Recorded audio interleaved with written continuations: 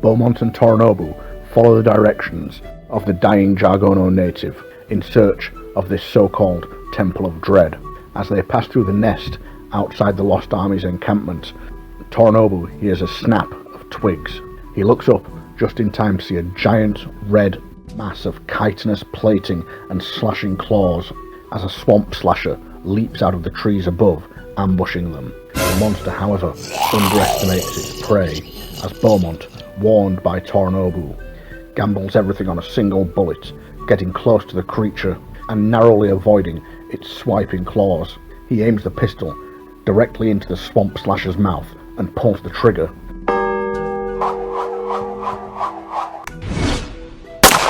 The soft meat inside its chitinous armor is pulverized and the beast collapses into the murky depths. "Can't go 2 bloody minutes in this place without someone bothering you," he says, holstering his gun. "Right, that native said the Temple of Dread was around here somewhere, so let's get looking." With the thick, confusing jungle giving many routes that could lead to the Temple of Dread, Beaumont picks one and heads through the foliage, finding himself in some kind of ancient burial ground, covered with gruesome totems. The entire area is filled with stone-carved totems, hideous faces of monsters and serpents. Becoming more familiar with Jargono as he spends time here, Beaumont realizes he is in a burial ground and takes a few moments to search for any offerings that might be of value, disregarding any pagan magic or curses this might visit upon him. He finds several chunks of dark stone and wonders that perhaps the material has some special significance in this place as well as back in Brimstone. Torinobu, meanwhile, explores other routes and comes across a long, shallow, swampy river overgrown with thickets and vines. Unable to see where the river swamp leads, Torinobu decides to head back and see if there are any clues leading in the right direction elsewhere. In the burial ground, Beaumont suddenly feels tremors in the water.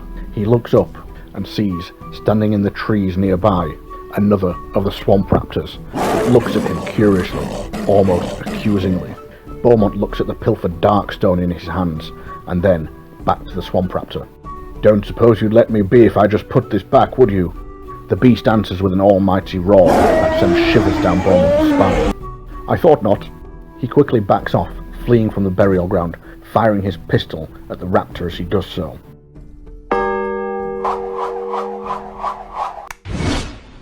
The bullets do little more than seem to enrage the beast, as it comes charging through the burial ground waters, smashing aside effigies and offerings as it does so. Before the beast can reach him with its snapping jaws, Torinobu returns from the swampy river and sees the commotion. The samurai does not hesitate to draw his sword and rushes in, swinging the blade with great fury.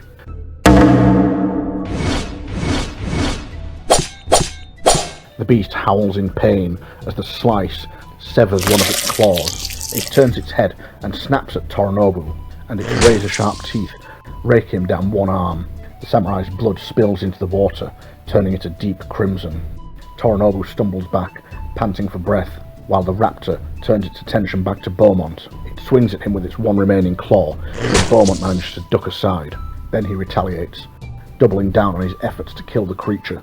His holdout pistol proves to be the ace in the hole, as a quick snapshot punches the raptor straight in the eyeball and bursts it into jelly.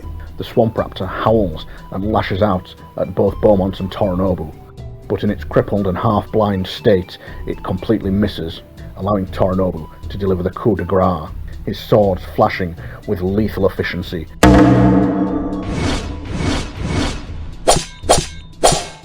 And leaving the dinosaur dead in the swampy water. "I suggest we keep moving," says Torinobu. "Yes, quite so," Beaumont agrees. "But I'm not bloody going back that way." Beaumont turns and heads off through the trees in a different direction, hoping he might have better luck finding this temple this way. He finds himself amidst overgrown vegetation with what looks to be a spider hole sitting in the muddy embankment. A massive webbed spider hole funnels into the undergrowth here, and shriveled bodies of webbed, half-eaten animals litter the area. As Beaumont watches, something begins to emerge. A massive bog spider lashes out from its spider hole. The speed of the beast is too much for Beaumont, and it sinks its fangs into the meat of his leg. He howls in pain, but before he can attack the blasted thing, it jumps away and heads for Torinobu. Torinobu, prepared for the attack, deftly sidesteps its lunge, swings his katana, and sending it retreating back into its hole. Beaumont gasps in pain as he wraps a bandage around his injured leg. As the two gather their wits and prepare to press on, they realise they are in a sinking marsh. The soggy ground beneath the water seems to be sticky here, as they slowly sink in with every step. As they trudge through the sinking marsh, they realise they have come across a tribal border.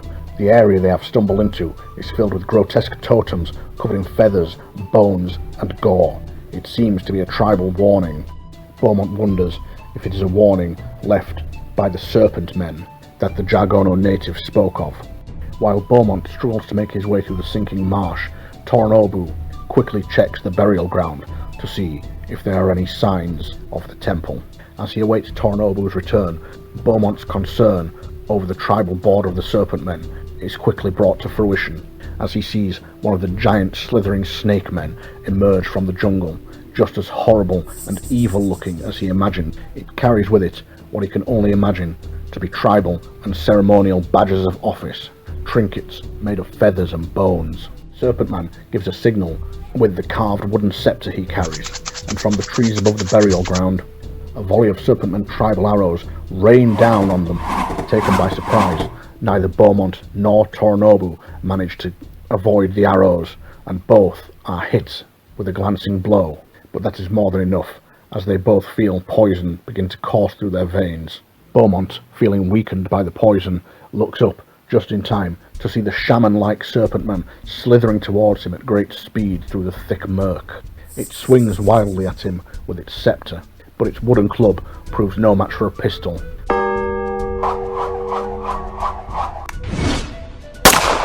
And after several well-placed shots, its slithering serpentine body falls into the filthy swamp waters, oozing thick yellow blood. With the creature dead, Beaumont presses on.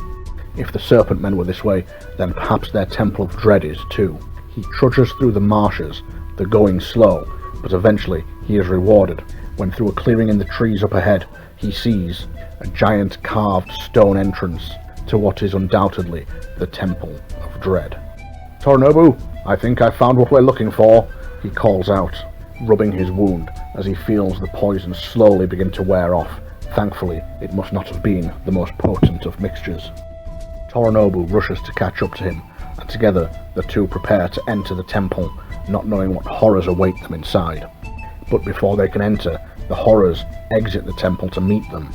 A trio of winged bog bats emerge from the darkness of the entrance, screeching a high-pitched whine, and behind them comes what Beaumont can only assume is their broodmare, a giant harbinger, its skin a sickly pallid colour, and its wingspan so great it has to furl them up to fit through the temple entrance.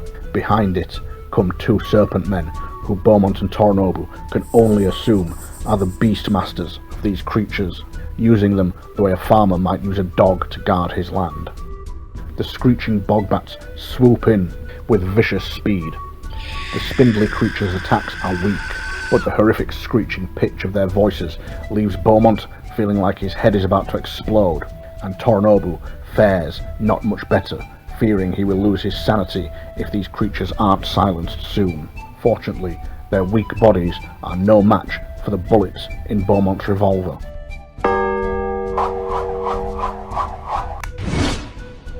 And he shoots two of them down with ease. However, Torinobu struggles with the third, its long, slender body moving with unnatural agility as it avoids his sword swipes. He grits his teeth and takes one final swing.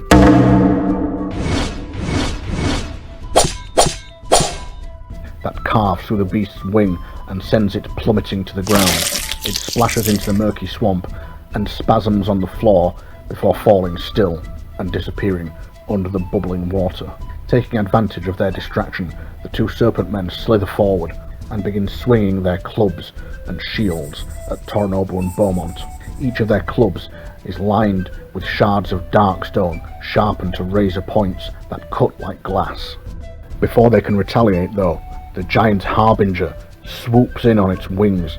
Caring not for its serpent man beast masters, it knocks them aside and claws fiercely at Torinobu, who manages to dodge out of the way just in time. Though big, the beast is clumsy, and Beaumont easily manages to duck away from it and retreat. Putting distance between himself and the creature, he opens fire.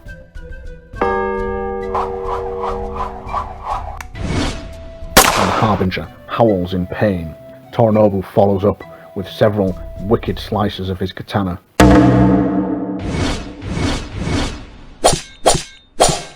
Cutting off one of the creature's front legs and its horn. Blood gushes from the wound, and the beast shrieks in pained rage, before stumbling and staggering off into the jungle, to either lick its wounds and return, or die from the blood loss. Torinobu cares not much which. Only the serpent men remain now, between Torinobu and Beaumont and the temple entrance. The two man-beasts slither forward, again swinging their dark stone clubs with vicious anger, no doubt enraged at the loss of their pet.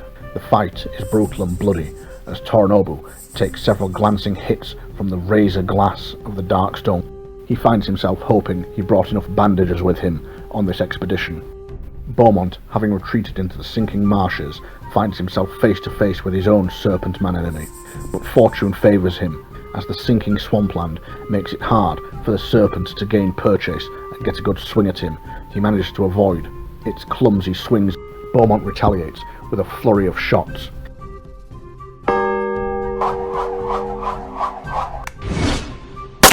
At such close range, and unable to move properly on the unstable ground, the serpent man is a sitting duck, and its body is pierced by the shots, puncturing whatever vital organs it has.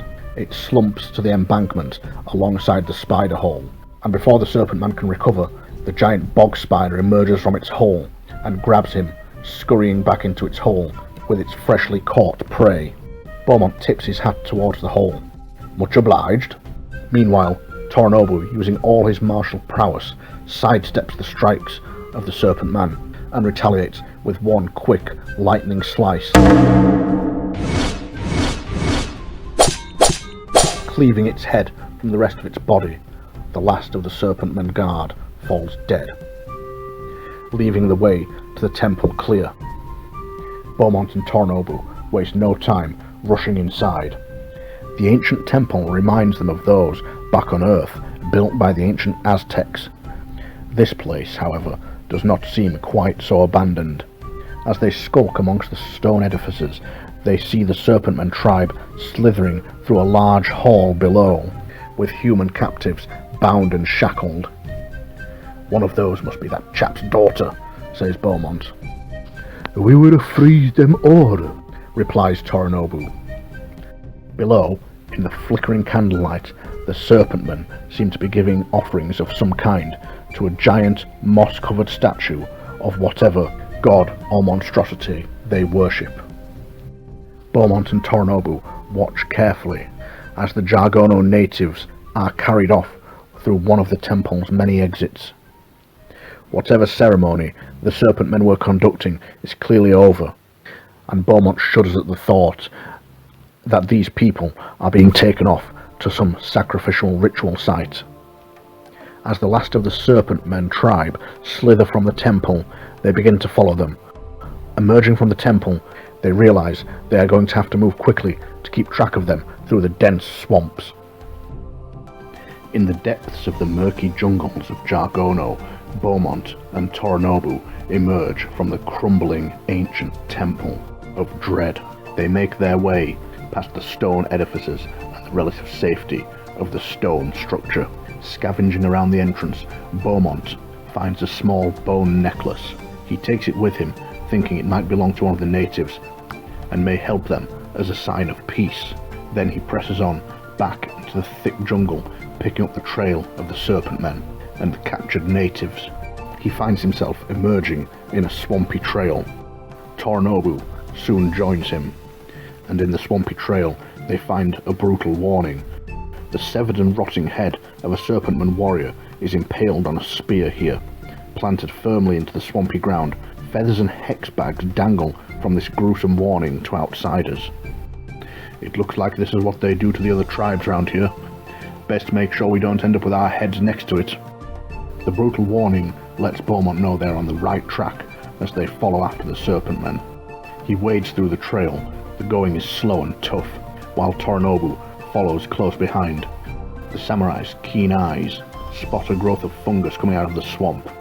He scrapes some of it off and places it in a pouch, pondering if it has any medicinal qualities.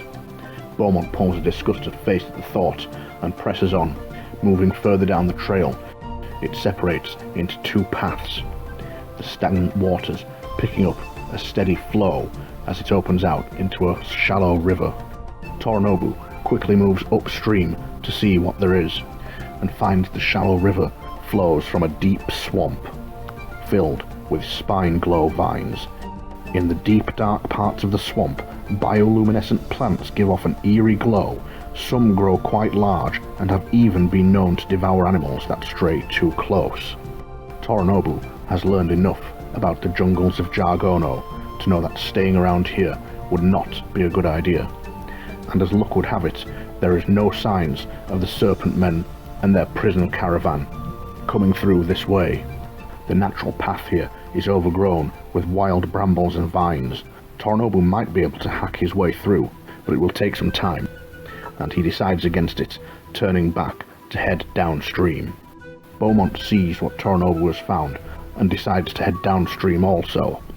He follows the river a short way and finds himself at a tribal fountain, where the river opens out into a clearing.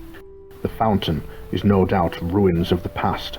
Broken stonework and architecture protrude from the swampy waters, covered in vines and weathered by time. What ancient civilization might have built these? Beaumont wonders. He thinks too hard on the matter and finds the hot and humid swamp air drains his strength and concentration. In his dazed state, he doesn't notice the movement in the water. Something brushes past his leg just beneath the surface of the water. Suddenly, it wraps around his leg and Beaumont is pulled under and almost drowned. He struggles and manages to free himself, but in doing so, finds his leg has sustained a nasty gash, and despite bandaging it, he knows going will be slow for the rest of this trip. As Beaumont continues to make his way slowly past the tribal altar, Torinobu follows downstream, not far behind. The injured Beaumont waits for the samurai to catch up, and the two press forward together. Still hot on the trail of the serpent men, they know they can't be too far behind. Torinobu takes the lead, concerned for Beaumont's injury. "I will go first, Beaumont-san. You guard the rear." Torinobu enters another clearing. A tribal-looking altar rests here, cut into the half-buried stonework of an ancient ruin. The fires still burn, and a foul-smelling offering has been left as a sacrifice to who knows what. It might not be a good idea to stick around and see. It sends chills down Torinobu's spine, and he decides to ignore it, despite his impulse to destroy the unholy effigy. As the two prepare to press on, they see up ahead the unmistakable shape of a dozen people huddled together, chained and tethered to each other. They realize that this altar is the sacrifice site. Well, there's the natives, but where the bloody hell have all the serpent men gone? Beaumont's words tempt fate, as they both hear a sinister hiss from all around them. Suddenly, 4 serpent men slither out of the jungles right next to them, launching a vicious ambush, their dark stone swords and shields at the ready. With them is what looks like some form of grand shaman of the serpent men, a leader no doubt of this tribe. The vile slithering creature summons some form of holy magic that crackles in the air and empowers his serpent men bodyguard. Taken unawares, the serpent men viciously strike out at Torinobu. Seeing him as the major threat, a series of blows strike him with tremendous force. The dark stone shards set into the wooden clubs lacerate him, and the heavy wood bashes him to the ground. He slips and falls in the thick murk, disappearing momentarily under its surface. Beaumont manages to free his pistol from its holster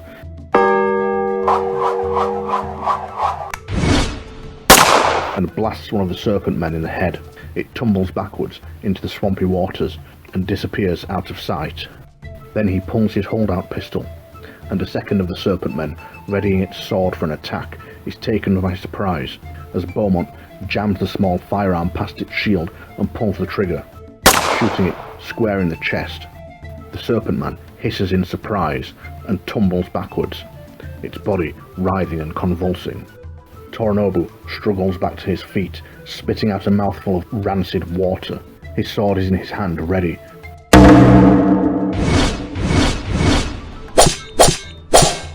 And with a pattern of intricate slices, he fells 2 more of the serpent men bodyguards, his blade weeping with the sickly yellow ichor of their blood. The serpent men shaman stands alone and hisses angrily at the pair. It shakes its staff in rage and casts a magical spell that leaves Beaumont's mind reeling with visions of unfathomable horrors beyond his comprehension. He shakes off the horrific visions and opens fire, unloading his remaining bullets into the serpent man's body.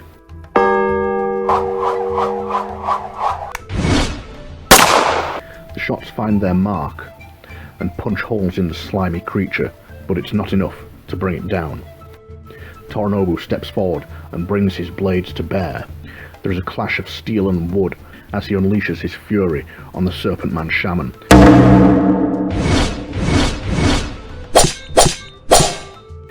But the shaman is a more skilled opponent than expected, and it manages to block his strikes with ease. The shaman retaliates, smacking Torinobu hard across the leg with its staff. The samurai grunts in pain and prepares to counterattack, but before he can, Beaumont manages to load a single bullet into his revolver and snap off one quick shot.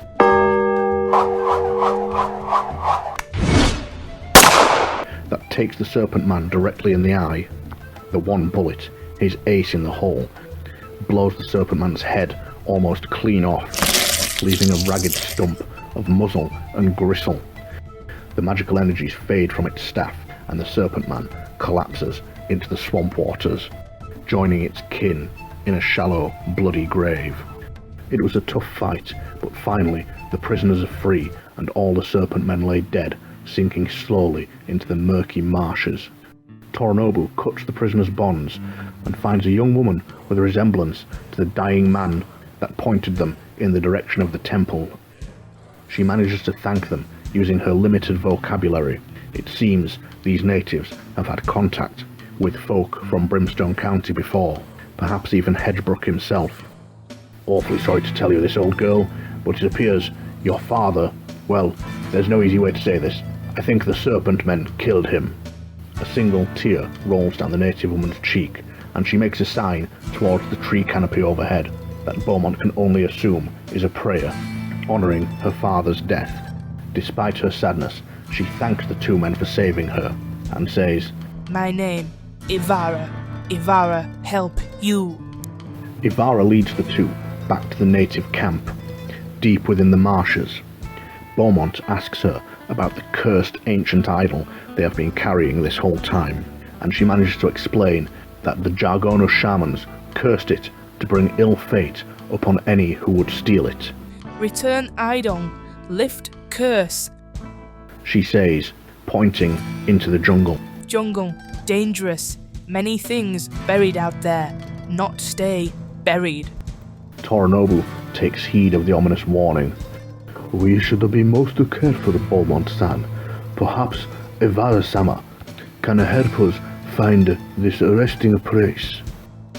"I go," she says. "I go resting place with you." She collects a bow and a quiver of arrows from one of the nearby huts, and gestures for Beaumont and Torinobu to follow, setting out to finally return this accursed idol to its rightful place of rest.